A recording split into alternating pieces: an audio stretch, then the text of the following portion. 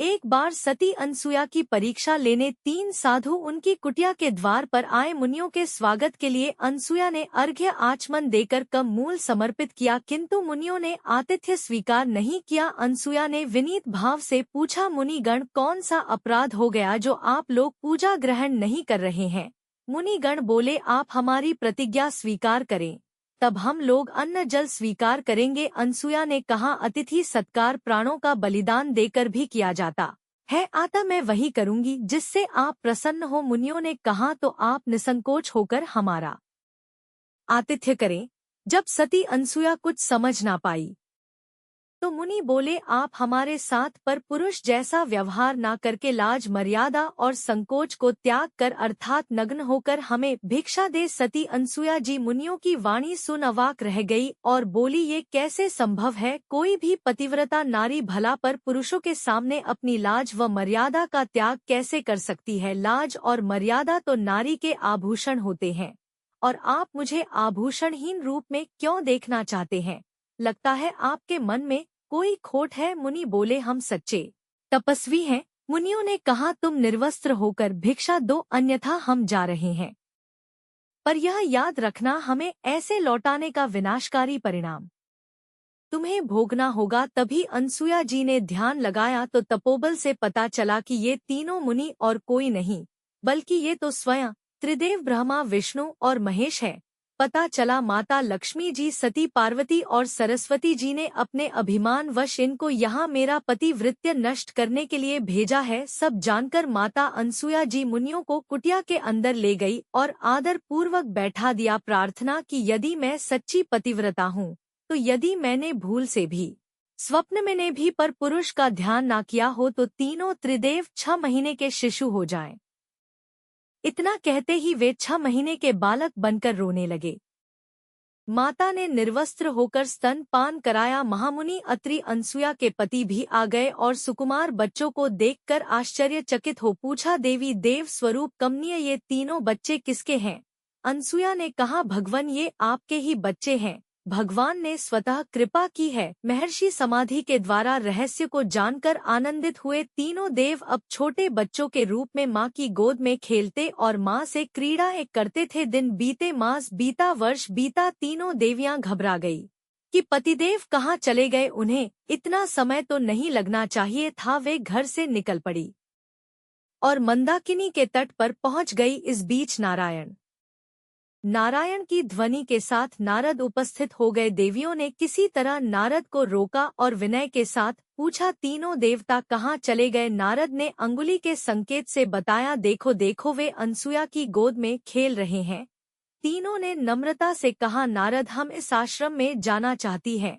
अनसुया अप्रसार अहंकार वश नष्ट करना चाहती थी। जिन्हें लगता था कि उनसे बड़ी पतिव्रता एक साधारण भूलोकवासी कैसे हो सकती है, अब वो उनकी पतिव्रता की ताकत देख उनके सामने जाने से भी घबरा रही थी। नारद ने कहा, अरे देखती नहीं कि तुम्हारे पतिदेव बच्चे बने हुए किलकिला रहे हैं? सती जहाँ बैठा है वहाँ बैठते हैं, जहाँ लिटा है वहाँ लेटते हैं।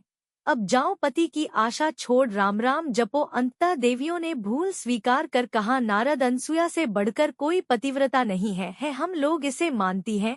हम अब किसी गुणवान के प्रति ईर्ष्या नहीं करेंगी। नारद ने कहा, तुम लोग सती की शरण में जाओ, कल्याण होगा। बच्चों को सती के वश देख वे भयभीत होकर घर के अंदर जाने का साहस नहीं कर रही थी। इसी बीच अनसुया मंदाकिनी में स्नान कर गीले वस्त्रों में अंदर गई तो तीनों देवियों ने कुटी के द्वार पर खड़ी होकर कहा, माताजी, हम भीतर आए। अनसुया ने उनसे पूछा, तुम कौन हो? उन्होंने कहा, हम आपकी पुत्र वधू हैं। अनसुया ने कहा, बहुओं को घर में आने के लिए क्या पूछना, तुम्हारा ही घर है, चली आओ। लज्जा से नम्र इतने में अत्रि ऋषि आ गए। वे तीनों घूंघट डालकर एक और बैठ गई। महर्षि ने पूछा, देवी, ये तीनों कौन हैं? देवी ने कहा, ये तीनों आपकी पुत्र वधुएं हैं।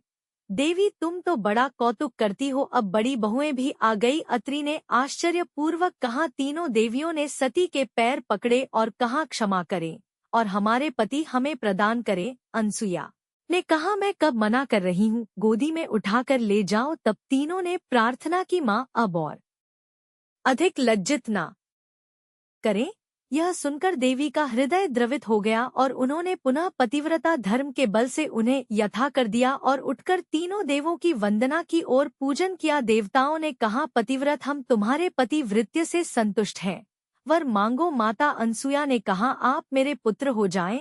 तीनों ने तथास्तु कहा। यही देव बाद में पुत्र के रूप में उत्पन्न हुए पति को परमेश्वर मानकर अपनी समस्त इच्छाओं को पति की इच्छा में विलीन कर जो नारियां जीवनयापन करती हैं, उनके लिए संसार में कुछ भी असाध्य नहीं है।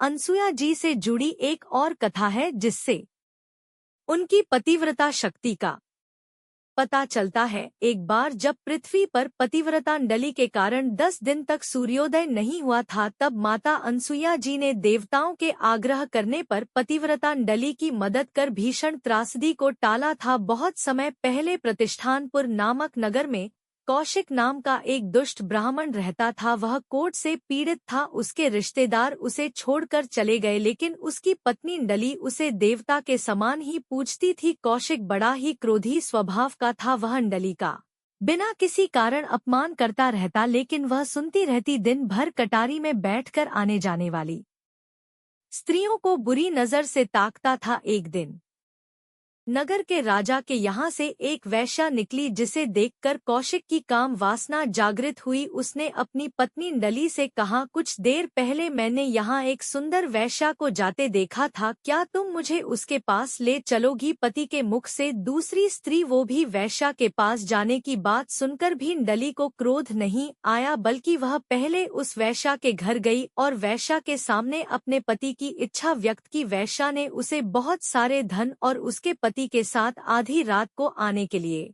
कहा। यह सुनकर डली अपने घर लौट आई। अपने ही पति को वैश्या के पास ले जाने के लिए डली ने सारे आभूषण इकट्ठे किए। जब रात हुई तो शांडी जी ने अपने कोट से घर्षण पति को कंधे पर उठाया और चल पड़ी। जिस मार्ग से वह अपने पति को लेकर जा रही थी, उसी मार्ग में थोड़ी आगे मांडव ऋषि को चोरी के संदेह में राजा ने सूली पर चढ़ा दिया था। हालांकि मांडव ऋषि के पास भक्ति की इतनी ताकत थी कि वह चाहे तो अपनी मंत्र शक्ति से सजा से बच सकते थे, परंतु जब वह एक छोटे बच्चे बचे थे तो चींटियों को कांटे चुभोना करते थे। अब उन्हें यह सजा उसी के फल स्वरूप मिली है, यह वे भली भांति जानते थे, तो अपने कर्मों को काटने के लिए वे सूली की सजा भुगत रहे थे। तभी वहां से डली गुजरी। काफी अंधेरा होने के कारण उनके पति का पैर सूली से लग गया, जिससे सूली हिलने लगी और ऋषि को असहनीय पीड़ा हुई। पीड़ा से छटपटाते ऋषि ने शाप दिया, जिसने भी इस सूली को हिलाया है, सूर्य उदय होने से पहले उसकी मृत्यु हो जाए। शाली ऋषि का शाप सुनकर कांप उठी और उनसे आग्रह किया, महाराज, अंधेरा ज्यादा होने के कारण अनजाने में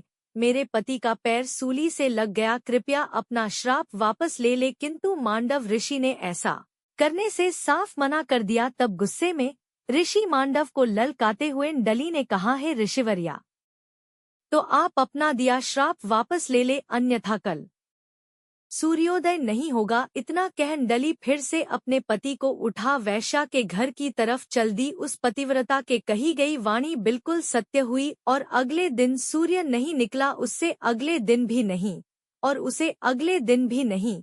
ऐसे ही 10 दिन बीत गए। पृथ्वी पर त्राही मच गई। पृथ्वी वासियों के साथ साथ सारा देवलोक भी चिंतित हो उठा। ऐसे तो पृथ्वी की गति रुक जाएगी, तब रुक जाएंगी, पृथ्वी का सर्वनाश हो जाएगा। तब उनकी चिंता देख ब्रह्मा जी बोले, डली की पतिव्रता का तेज ही ऐसा है कि सूर्योदय नहीं होगा, पर इसका एक रास्ता है, सबको मिलकर अत्रि ऋषि की पत्नी अनसुया जी के पास जाना चाहिए। अब वही कुछ कर सकती है। सभी चिंतित देवगण मिलकर अनसुया के पास गए और सारा वृतांत कह सुनाया और याचना की कि अब आप ही हमारी मदद कर सकती हैं।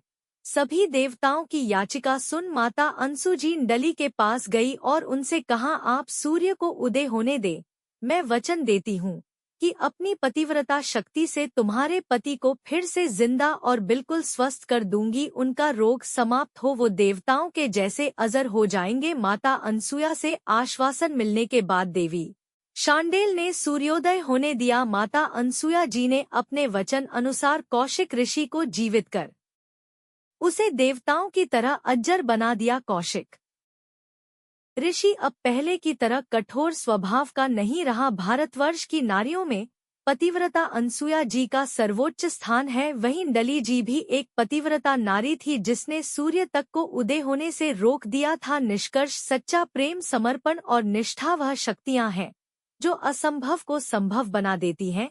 जब हम अपने कर्तव्यों और धर्म के प्रति पूर्ण समर्पित होते हैं तब समस्त ब्रह्मांड हमारे संकल्प के सामने झुकता है। यह जीवन का सत्य है कि प्रेम और त्याग